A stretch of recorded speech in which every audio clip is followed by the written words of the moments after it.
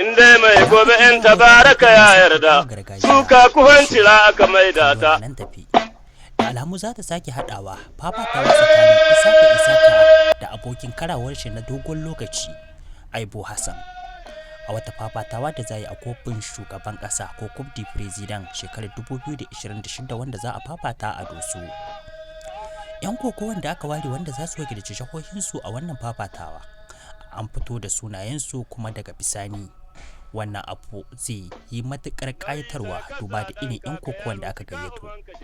Fitattun 'yan kokowa da aka fito da su daga jihohi guda 8 ko kuma 'yan kokowa 16 biyu daga kowace jiha. An bayyana sunansu wanda daga ciki akwai manyan 'yan kokowa wanda za su baku mamaki. Kamar yadda sanarwar ta fito dai, babban kofi na shugaban ƙasa wanda za a fafata ƙarƙashin jagorancin Premier Minister Ali Lamin Mohammed Zain da ministan wasanni haka zalika da tawaga ko kwamiti na kokowa. Wanda za a fafata a Doso an fito da sunan 'yan kokowa na jihohi guda biyu kamar yadda aka bayyana sai dai kuma in wasu jihohi sun canza sunayen 'yan kokowansu.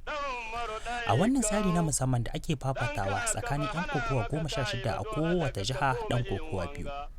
Har kuro 'yan kokowanta guda biyu Isaka ko Kadiri Abdu da Dala Abani. Haka zalika Shebu Arji da Aibo Hassan su za su wakilci jihar Maradi.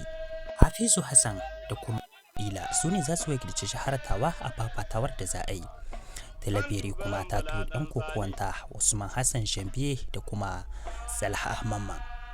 Murtala Abdu da Ayuba Hassan su ne za su wakilci jihar Agadez a fafatawar da za a yi.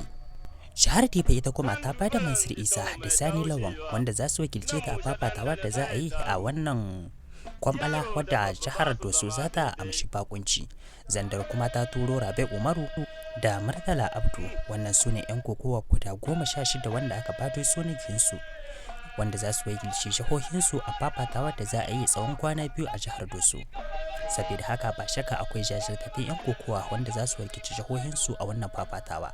Saboda haka ku kasance cikin shiri domin ba idan ku abinci da nishadantuwa da babban wasa na kokowa gargajiya wanda ake a kasar mu jamhuriyar Nijar domin haɗin kai da kuma ƙara zumunci da danƙon so da kauna tsakanin al'ummar kasar mu kofin shugaban ƙasa shekarar 2026 a jihar Doso insha Allah.